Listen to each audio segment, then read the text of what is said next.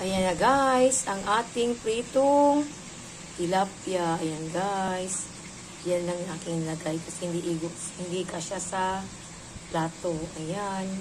Nagkaroon din ako ng vegetable, ng cucumber kasi gustong kumain ng anak ko ng ganyan.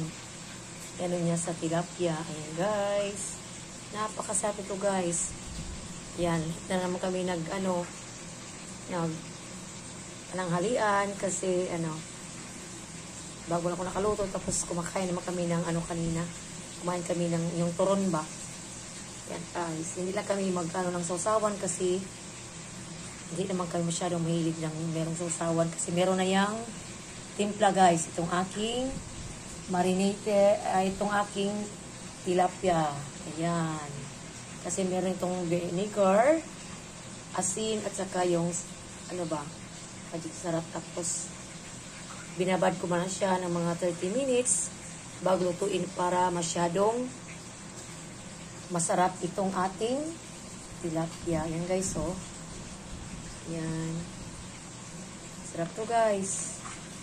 Oh, napakasarap nito. Yan. Masarap din ito. Yan lang ba? Yung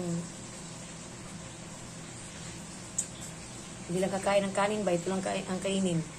Yung tilapia tapos itong cucumber. Yan guys, napakasarap nito. Kain po tayo. Ayan. Tayo mananghalian. Na guys, masarap ito. Masarap ang pagkaluto. Hindi siya masyadong tostado kasi ayaw kong masunog. Kaya gusto ko sakto lang ang pagka-brown. And guys, thank you for watching. Bye-bye.